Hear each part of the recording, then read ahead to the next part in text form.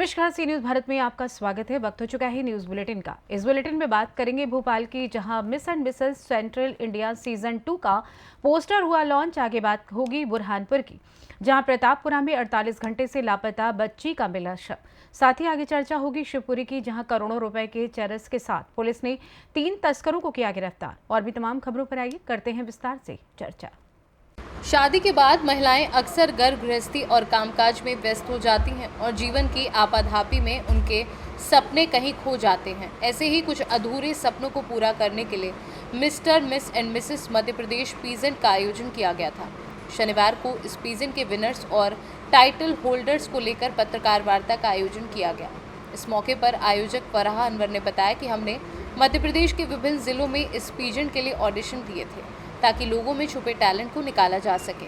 साथ ही उन्होंने कहा कि इस पीजेंट के विनर्स को सेंट्रल इंडिया सीजन 2 में पार्टिसिपेट करने का मौका मिलेगा। वहीं पीजेंट के विजेताओं में इस शो को लेकर काफ़ी उत्साह दिखा। उन्होंने कहा कि ये एक बहुत अच्छा प्लेटफॉर्म है जिससे हमारी फिजिकल और मेंटल फिजिकल लेवल पर ग्रोथ होती है। जी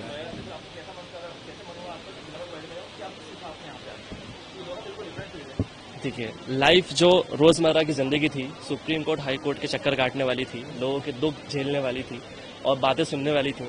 लेकिन उसके बाद खुद की ग्रूमिंग के लिए जब समय दिया अपने आप को और जब ऐसी मेंटरशिप मिली तो खुद में अपने आप में बहुत मोटिवेशन मिला कि हाँ यार, ऐसा कुछ किया जा सकता है। और आपको मैं सच बताऊं तो अधिवक्ताओं की, एडवोकेट्स की लाइफस्टाइल काफ़ी स्टाइलिश होती है, उनका ड्रेसिंग अपने आप में बहुत लेविश होता है, तो वहाँ से अपने आप को उस तरीके से देखना बड़ा आसान हो जाता है। इसके बाद जो भी अब आने वाले पेजेंट्स होंगे उसमें जहाँ जहाँ मौका मिलेगा वहाँ अप्लाई करेंगे, अपने आप को और ग्रूम करेंगे, जहाँ जहाँ जो कमियाँ रह गई हैं उसको इंट्रोस्पेक्ट करेंगे और उसको ठीक करके अपने बारे में और ग्रूमिंग करेंगे। अक्षय खरे, भोपाल से। जी, मेरा ये बहुत ही अच्छा एक्सपीरियंस रहा बिकॉज हमारी सोसाइटी में क्या होता है, शादीशुदा महिलाओं को इतना मौका नहीं मिलता है इस तरह के पैजेंट्स करने का। तो ये मध्य प्रदेश में तो मैं कहूंगी पहला इतना बड़ा प्लेटफॉर्म है जिससे हम बाहर निकल सकते हैं अपने घरों से और अपने आप को एस्टैब्लिश कर सकते हैं। तो मैं तो यही सबको सलाह दूंगी कि एक बार इस पैजेंट का हिस्सा सबको जरूर बनना चाहिए, क्योंकि इससे हमारी फिजिकली नहीं मेंटली भी बहुत ग्रूमिंग हुई है और हमारा माइंडसेट चेंज हो जाता है। आप अपने आप को पहचानने लगते हैं और आप लोगों को लिए एक इंस्पिरेशन बन सकते हैं। मेरा नाम हिमानी सिंह है। Thank you. भोपाल से सी न्यूज संवाददाता मनीष वर्मा की रिपोर्ट। ग्राम बहादुरपुर में हो रहे अतिक्रमण को लेकर तहसीलदार रामलाल पगारे एक्शन मोड में आए। लंबे समय से अतिक्रमण की शिकायतें ग्राम बहादुरपुर में आ रही थी, जिसको लेकर ग्राम बहादुरपुर पंचायत ने कई बार लोगों से निवेदन करके लोगों को समझाइश दी थी, लेकिन सरपंच सचिव की बात ना मानते हुए ग्रामीणों द्वारा लगातार अतिक्रमण किया जा रहा था, जिसको लेकर सरपंच सचिव तहसीलदार ने अतिक्रमण तुड़वाया। पहला अतिक्रमण बाबा साहब अम्बेडकर प्रवेश द्वार के पास, दूसरा अतिक्रमण नोकौली व तीसरा मेन रोड पंचशील नगर में तोड़ा गया। सरपंच वंदना विजय उमाले ने बताया कि पिछले सरपंच के कार्यकाल में जो हुआ वह गलती दोबारा मेरे कार्यकाल में ना हो। बहुत दिनों से लगातार ग्राम पंचायत बहादुरपुर में अतिक्रमण की शिकायतें प्राप्त हो रही थी। कल मेरे द्वारा 2 से 3 जगह अतिक्रमण की शिकायत थी, उनका निराकरण विधिवत रूप से करके ग्रामीणों की शिकायत का निराकरण कर दिया गया है। बहादुरपुर था, बहादुरपुर में एक क्षेत्र मतलब एक नीचे वाला क्षेत्र था और एक उधर जो मेन शहर वाला क्षेत्र था उसमें था। दोनों जगह का अतिक्रमण हटा दिया गया। बुरहानपुर से सी न्यूज संवाददाता अनिल महाजन की रिपोर्ट। बुरहानपुर शहर के शिकारपुरा थाना क्षेत्र अंतर्गत प्रतापपुरा में एक नाबालिग बच्ची के लापता होने की सूचना शिकारपुरा थाना में दर्ज की थी। पुलिस ने सर्चिंग की। 48 घंटे में बच्ची के शव प्रतापपुरा क्षेत्र के चामुंडा माता मंदिर के पास मिला। मौके पर SP Devendra Patidar, additional SP Atar Singh Kanesh, CSP Gaurav Patil सहित पुलिस अमला पहुंचा। डॉग स्क्वाड के साथ पहुंचा। पुलिस ने शुरू की सर्चिंग। घटनास्थल पर लोगों की भीड़ लग गई। क्षेत्र में सनसनी फैली। कांग्रेस नेता अजय रघुवंशी सहित कांग्रेसी भी पहुंचे।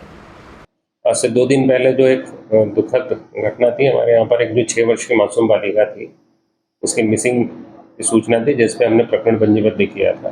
लगातार 2 दिनों से पुलिस उसमें तमाम एंगल से तलाश के प्रयास कर रही थी।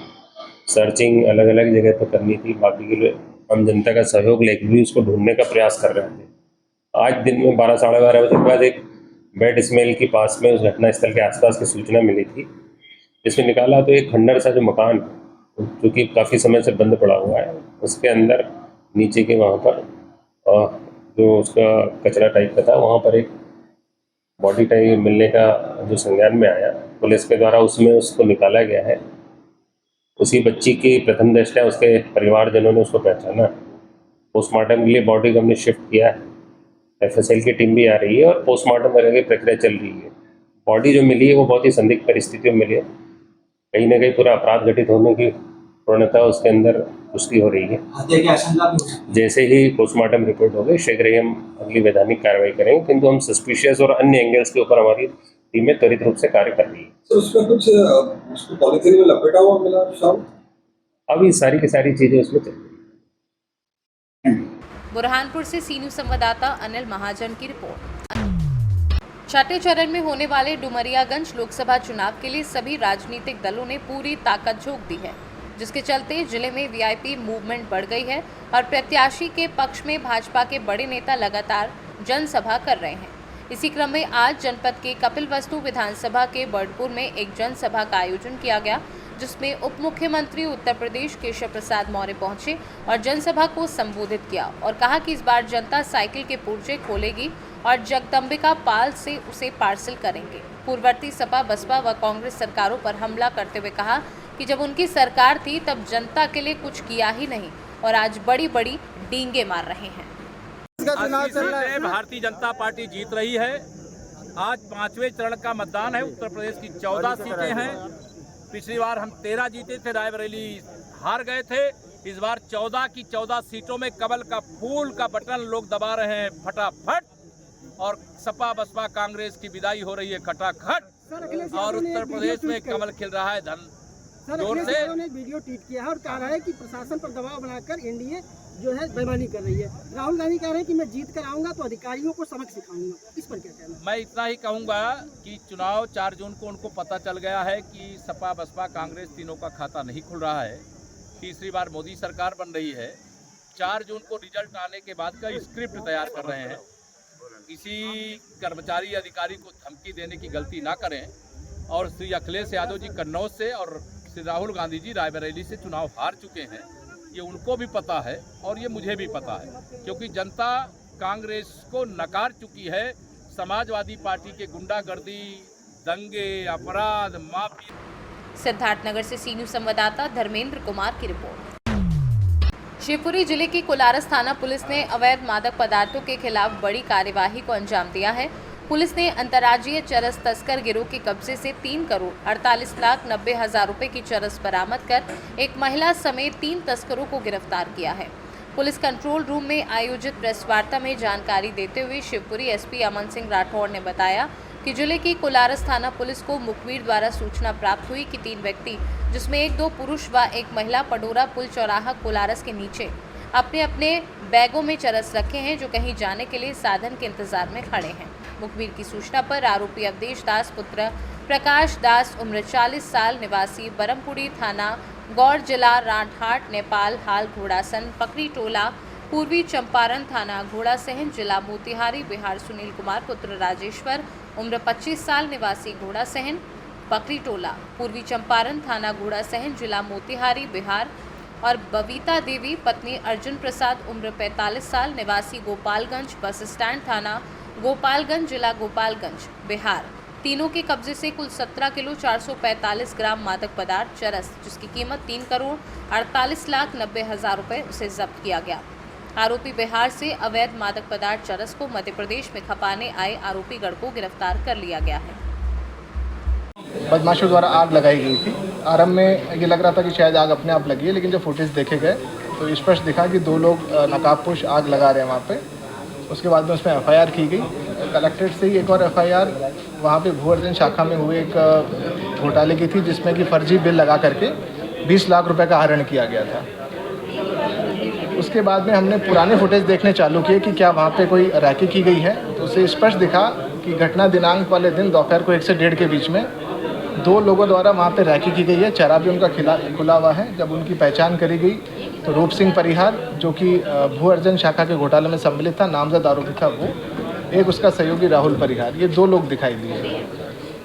फिर इनको लोगों को हमने राउंड अप किया, राउंड अप करके जब पूछताछ करी तो इसमें तीसरा व्यक्ति भी पता लगा। रूप सिंह परिहार की प्लानिंग थी, लेकिन आग लगाते समय वो मौजूद नहीं था। आग लगाते समय उसका सहयोगी राहुल परिहार और दूसरा सहयोगी जितेंद्र बघेल, ये लोग थे। ये शाम के समय वहाँ पे आए। एक बार इन्होंने 10 बजे अटैम्प्ट किया, पर इनको लगा कि किसी ने देख लिया तो लौट गए। फिर रात्रि 12:15 के लगभग ये पुनः आए और इन लोगों ने वहाँ पे आग लगे। उसके बाद में अपने घर लौट गए। पूरी घटना के बाद में इनसे पूछताछ करने पर जो भी सामग्री, कपड़े जो फुटेज में दिख रहे हैं, वो सभी हम लोगों ने जब्त कर लिए हैं। पेट्रोल कहाँ से लिया, वहाँ का फुटेज हम जब्त कर रहे हैं। एवरीथिंग जो उसमें यूज़ किया गया था we have seized it. Total कितने आरोपी हैं इसमें? अभी तक इसमें 3 आरोपी हैं, रूप सिंह परिहार, उसके सहयोगी राहुल परिहार तथा जितेंद्र बघेल। अन्य किसी लोग ये मुझे अभी चेक करना पड़ेगा। इसके अलावा सर और कितने फरार हैं?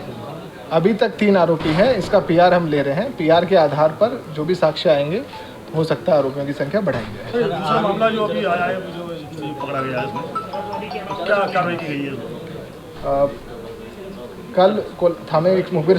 शिवपुरी से सीनू संवाददाता विनोद सिकरवार के साथ मुकेश बैरागी की रिपोर्ट।